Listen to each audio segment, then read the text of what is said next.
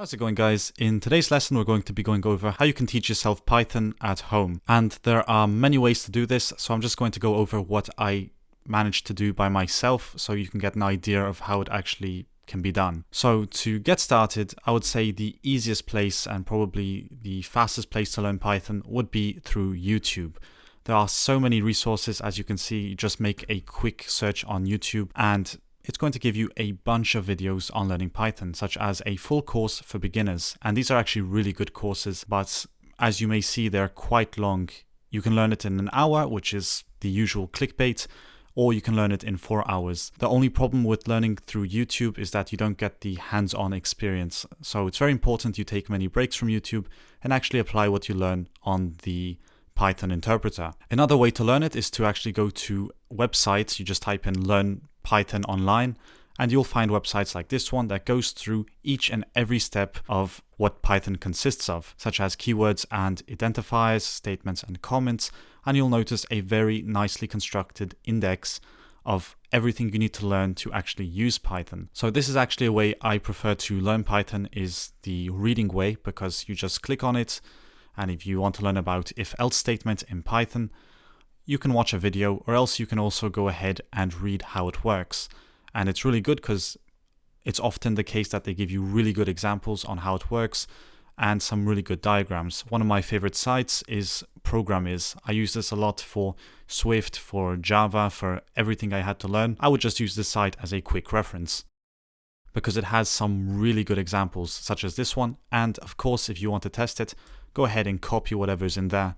Go to your Python interpreter or editor and you can just run it, and you'll notice that it's going to run just as they said. So you can play around with the program and get some very good hands-on experience. And another very good way to learn is through documentation and blogs. For example, if you want to learn about pandas, which is a very popular Python data science library, you just type it into Google. You'll find so many blogs on how it works, and usually these provide you some really cool cheat sheets that again you can just throw right into the Python compiler and play around with. And I usually use this a lot because it saves you a lot of time with having to read a very thick book of documentation. So definitely check out some blogs such as this one from DataCamp, which teaches you how to use pandas. And one of the most important ways to learn Python is to actually make projects.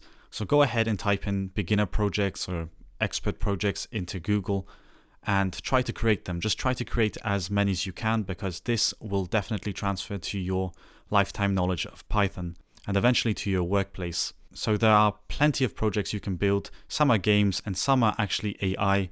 So definitely go ahead and start with the easiest one, which can be guessing a number, all the way to building your very own artificial intelligence or even a Space Invaders game.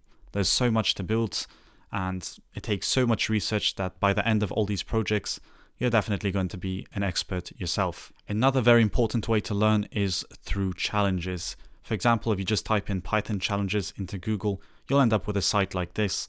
And these are really good because they really test the knowledge you have on Python and help you out with cases that you would probably never run into by yourself, or you will eventually run into but have no idea how to handle. So for example, if we click on something such as middle letter, it's going to tell us, try to do this, follow this task, and give us the output that's written here. So you're going to have to solve this and complete the challenge. And this is a very real scenario because one day, if you're applying for jobs, they're going to give you these applications that you're going to have to actually solve. So it's always good to know how to solve challenges, and that's going to help you in the long run.